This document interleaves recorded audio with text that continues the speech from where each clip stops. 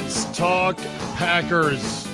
Joining us now, you'll hear him today, noon to 2 on Carry the G radio right here on the game.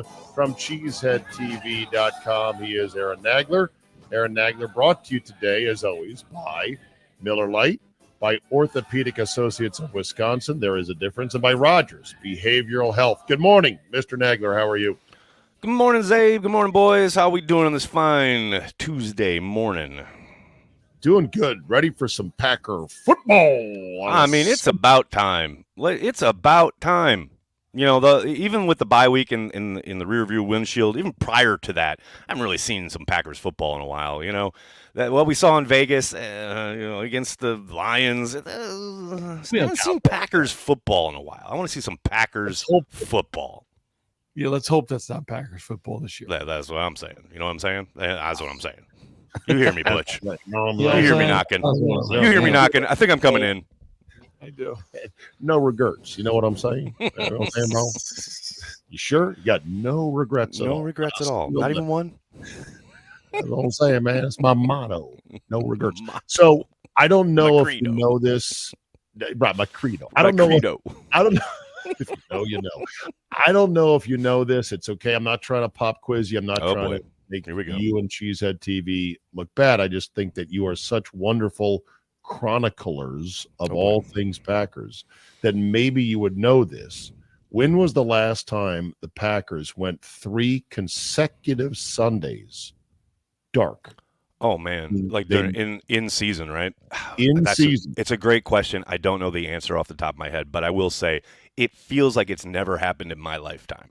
I'll tell you that. That's just totally anecdotal, kind of off the top of my head. But right, man, I can't recall a season where the schedule laid out like that.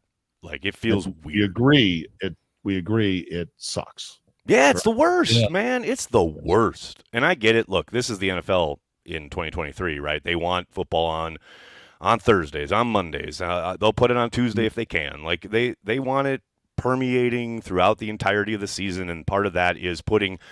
Well, let's admit it, a marquee franchise in the Green Bay Packers, even without Aaron Rodgers, there is still a ton of interest there. They still draw a ton of eyeballs. So they're going to put them in these primetime slots, and we as Packers fans got to lump it because other people want to watch our team. So I get it.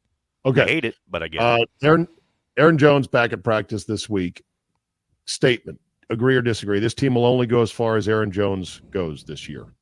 True or false, or somewhere in between? Somewhere in between. I think you're right about the offense will only go as far as Aaron Jones will go. I don't know about the team. I think obviously one helps the other. If you get more production on offense, you're playing well enough to win on the defensive side of the ball. Regardless of whatever hangups you may have about how Joe Barry runs his defense, they are limiting teams. They are, playing well enough to win. So if they get any kind of production on offense, i.e. get Aaron Jones the football, move the ball, score some points, then yeah, that should help the team overall. But man, you talk about Aaron Jones being back at practice. Was Aaron Jones back at practice? I don't care. I don't care until I see him laced up on the field Sunday afternoon. Until then, it's just a mirage. It's something we don't talk about. I am assuming he's not going to play until he does play, because then it's the greatest happy surprise in the world. I think we all agree with that. I think we all agree that Joe Barry is maybe on borrowed time, even talking about next year. But it all starts from this quote that they had yesterday that I like.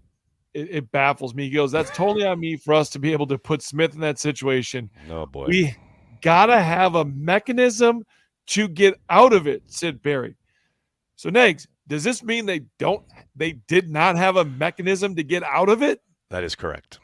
And it's mind-blowing. Which seems like a big problem. How can he sit there and say, we need a mechanism? You're the guy.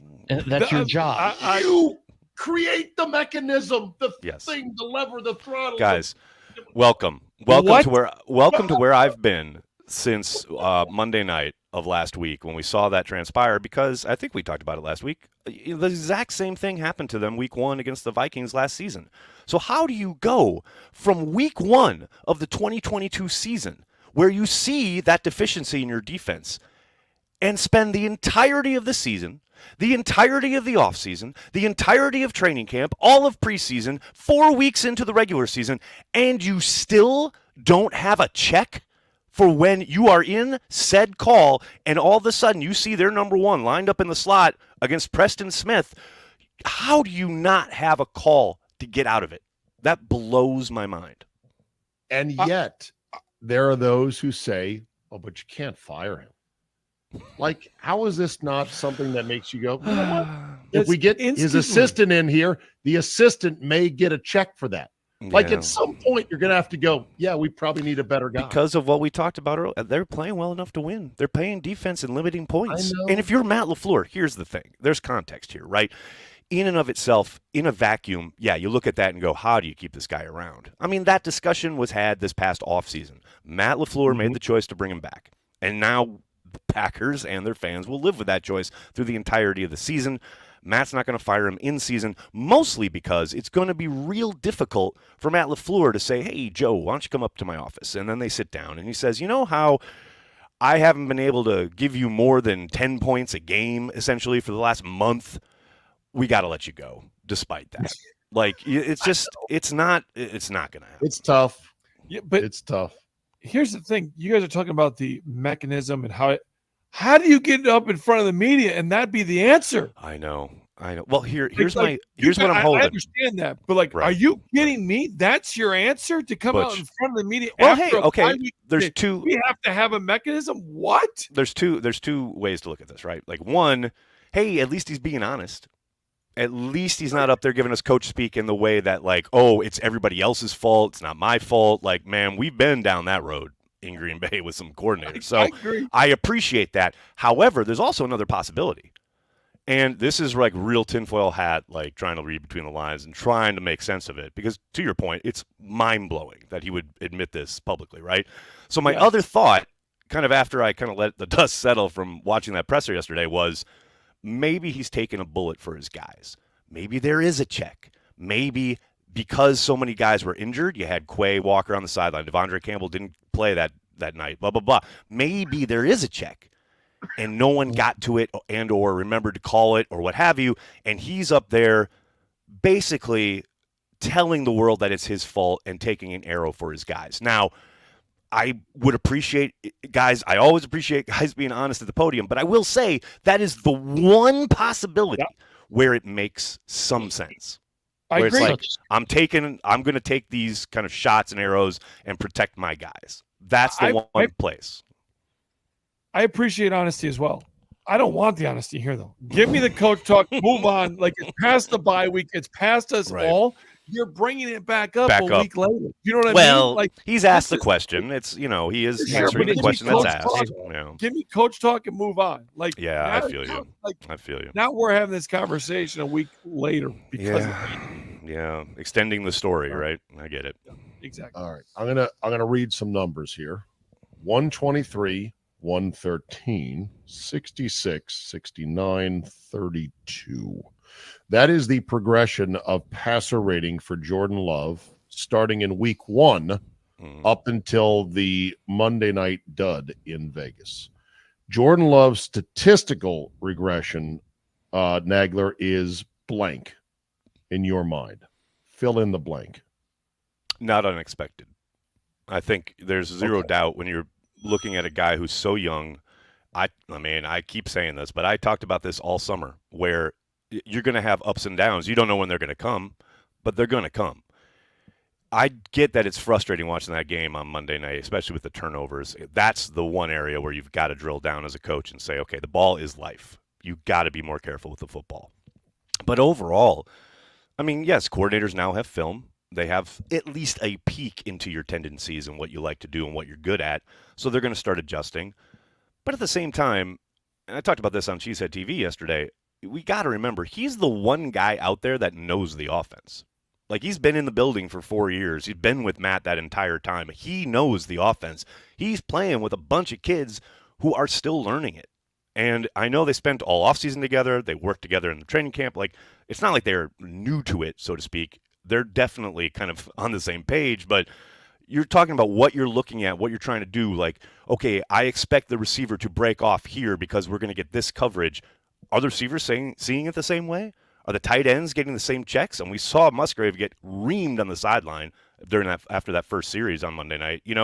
Like Jordan Love knows the offense. Everyone else is kind of on the job training, which was to be expected given how the Packers approached this season with so much youth on the offensive side of the ball. So it's not a completely, washing away or excusing the regression that you're talking about, but I don't find it surprising. Now, it's going to be fascinating to me to see how Matt tries to counter this. The troubles they've had the last 3 games on offense, they're pretty apparent, and how he tries to get Jordan into a rhythm, especially early on in the game on Sunday. Coming off a bye week, there's zero excuse against this Denver defense to come out and lay another egg on offense. Yeah, so let's talk about this matchup against the Broncos, because I think if you talked to us 3 weeks ago, it was, man, we're gonna lay waste to the Broncos. Thank the Lord that then we have the Broncos. Okay, Right, that's a W. We can do that, and that's changed a little bit. I don't know necessarily why, but it's changed. Because we watched the Packers play football. Like Butch says, like, God help us, this is the Packers this year. But man, too. I know, So, I hear you. it's just because the Packers have been bad, so have the Broncos. But what are your feelings going into Sunday's game? Well, to your point, like the vibe around the team is so different than it was like even 2 weeks ago heading into Vegas, because it's funny because all across like the Packers blogosphere, all you saw were people pointing out like how terrible the Raiders defense was. Oh God, they're so bad, blah, blah. They can't stop the run. They can't do that. They're terrible. And then the Packers go in there and lay a gigantic egg and make Max Crosby look like Reggie White. It's like, now, is this the Packers? Yeah. So then you fast forward to this week, and you're looking at the Broncos, and all you hear is, oh, they're historically bad. They're so terrible. It's like, well, if there's a team that you need as a defense to get right this year so far, it's the Green Bay Packers. So, I mean, look, you're coming off the bye week, getting healthy. Hopefully you get Aaron Jones back. That should make a big difference. But, man, it's the NFL any given Sunday, and there is nothing that's given, especially to this Packers team in 2023. So is it a must-win, a can't-lose, or a God-help-you game? Oh, it's a God help you. If they lose, it's a God help Matt LaFleur and all his family. I mean, I tell you what, there's zero doubt that if they lose to the Broncos, it's not going to be quite Armageddon, but in the streets of Packerville, it is going to be mayhem. It's not going to be pretty. All right. You said they made Max Crosby look like he was Reggie White. Max Crosby is. Oh, he's really good. Oh, he's really good. Don't get me wrong. Last week he played every single snap on defense, which very few defensive linemen do. He's playing like 90% of all snaps on defense. He's amazing. He's an amazing player. No question. Real quick, Stokes. We're going to see Stokes back. Been a long road back for this kid. I hope he's ready to play. I really hope so. I know they're still within the window. They had 21 days to activate him when they took him off the PUP, and that was 2 weeks ago, so they've still got some time. Good chance, though. I think if he is, elevated to the 53, signed to the squad, probably see him at a very minimal kind of rotational basis in like dime and sub looks, but it'd be great to get him back out there. No question about it. Long road back from some really tough injuries. No question. Exit question. How many DVDs do you own? If I shook your house out upside down, how many DVDs would fall out? Go. A ton, probably 250, 300, something like that. Wow. Like, I've got tons of like DVD collection, bro. I've got like the Star Wars films like 10 times on DVD. So, every time it's issued, I get it. Or Lord of the Rings or Blade Runner. I buy all of the versions. Bought them all individually, then bought the complete saga. Exactly. Yeah. I mean, I've got the whole Deadwood series on DVD. Like, it's, I don't get rid of it. I just don't get rid of it. Deadwood, is it good? Should I watch? So good, dude. It's one of my favorite shows of all time. Highly recommended. Googling. It's next level, but I don't think Butch would understand much of it. Wow, that's a Western. Wow. I think it's funny. We've worked together now for 2 solid months, and you don't think I'm that smart. I thought he was reaching for the bell. Hey,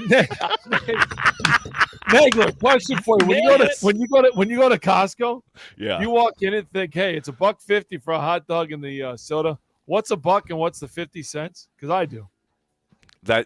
These are deep thoughts, man. I haven't thought of that before, but now you sent me down a vortex. This is amazing. I'm gonna spend all day on this. The vortex. That was another one we used to play with. There you go. Pain or damage don't end the world, Nagler, or despair, or bleeping beatings. The world ends when you're dead. Until then, you got more punishment in store. Stand up and give some back. Dead Man. Al Mills can write, man. I understood that. That's good stuff. All right, very good. Stuff. Nags, always a pleasure. Today, noon to 2, Carry the G Radio. Thank you, sir. Can't wait. Thanks a lot, guys. Talk to you next week.